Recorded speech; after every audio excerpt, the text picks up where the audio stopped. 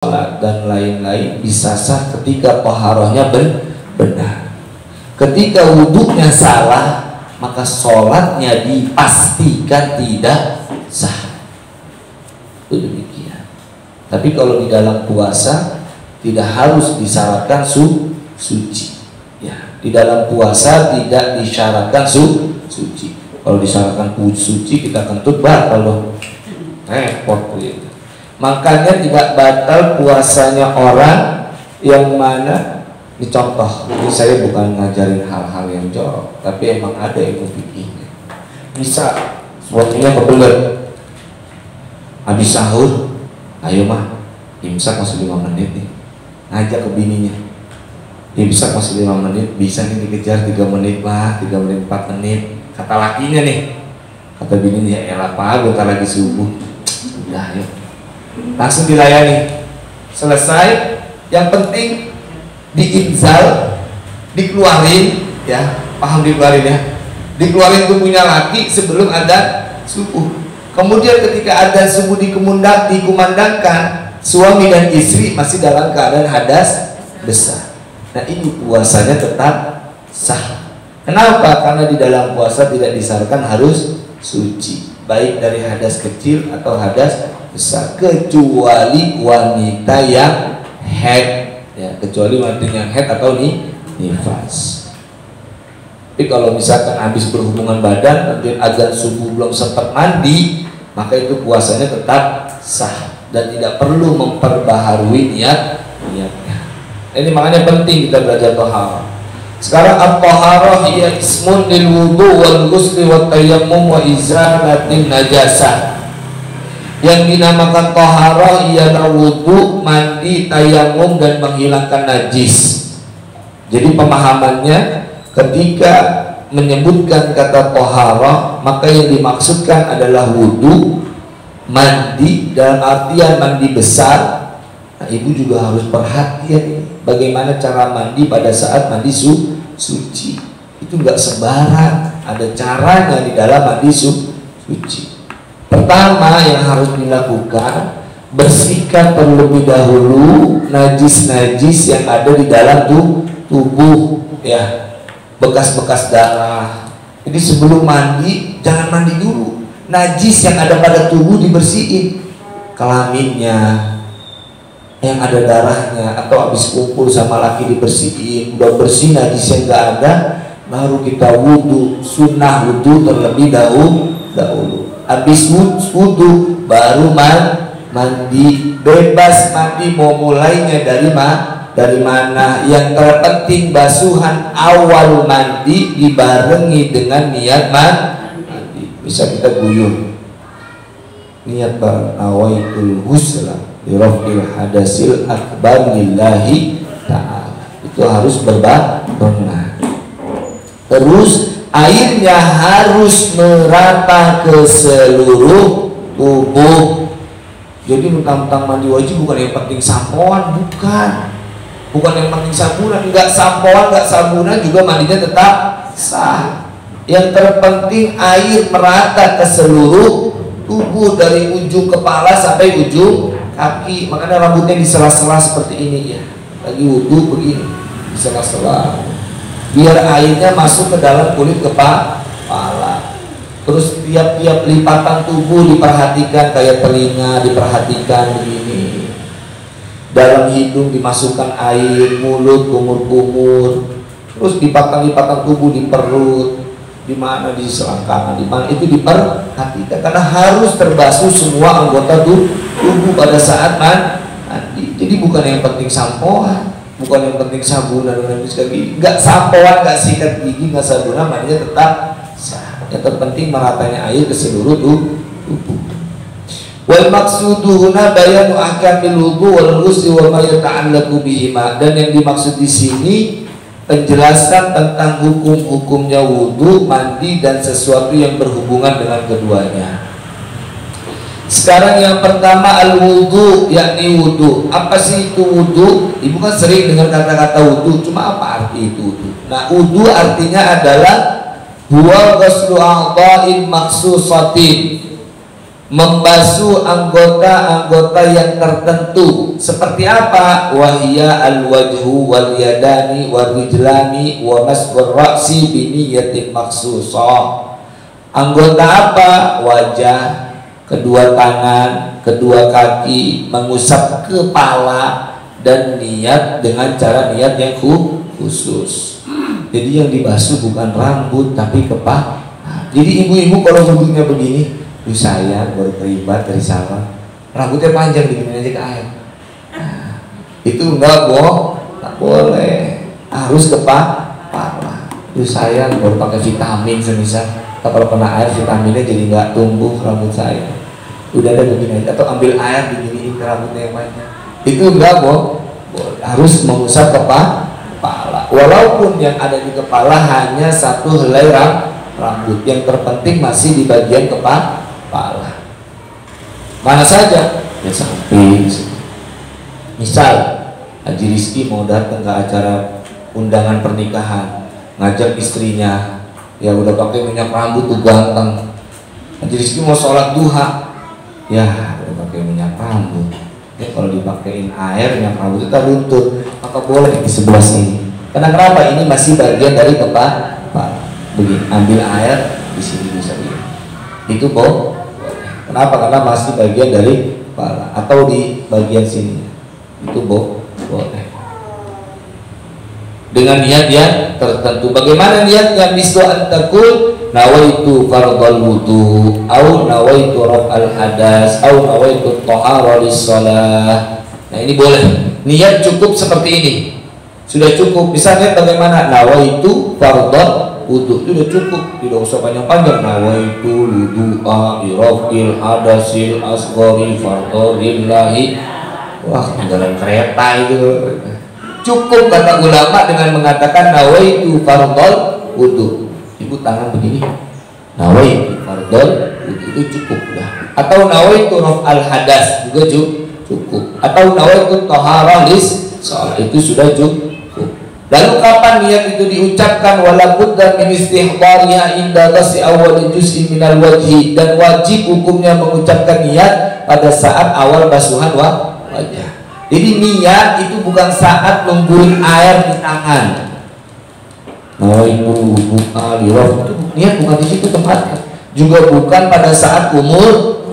Kapan niat itu diucapkan? Pada saat air mengena kepada awal atau pertama kali basuhan wajah, seperti itu. Jadi niat bukan sebelum wajah. Niat sebelum wajah itu hukumnya hanya sunnah. Maka niat yang wajib harus dilafazkan berbarengan atau bersamaan dengan basuhan wajah. Jadi ibu-ibu atau adik-adik ketika wudu, niat dilakukan pada saat air mengena ke anggota kulit wajah. Jadi air nawaitul wudu'a, nawaitu fardhal wudu, atau nawaitu tahara lis-shalah. Harus seperti itu. Sekarang fardunya wudu ada berapa? Furudul wudu, fardunya wudu ada berapa? Sittatun, ada 6. Apa saja yang 6? Al-awwal, yang pertama, an-niyatu wa qad dzakarnaha kaifiyataha. Yang pertama niat, dan kami sungguh telah sebutkan bagaimana caranya niat. Jadi yang pertama fardunya wudu adalah niat. Ini terkadang di mana-mana masih banyak orang yang salah di dalam wudu. Dalam artian salah, belum sempurna dan tidak tepat meletakkan niat. Jadi niat itu tempatnya di hati dan pada saat membasuh wajah. Begitu juga dengan sholat, niat di hati dan melafazkan itu hukumnya sunnah. Jadi ibu-ibu kalau sholat niat itu harus di hati, lafaz niat di dalam lisan itu sunnah. Contoh, sebelum sholat usolli fardhu dhuhri arba'a raka'atin mustaqbilal qiblati imaman lillahi ta'ala. Ketika Allah di hatinya nih niat juga usolli fardhu dhuhri akbar. Seperti itu ya. Jadi seluruh ibadah harus diawali dengan niat. Mengapa harus ada niat di dalam ibadah? Agar supaya berbeda dengan adah, agar supaya berbeda dengan kebiasaan manusia.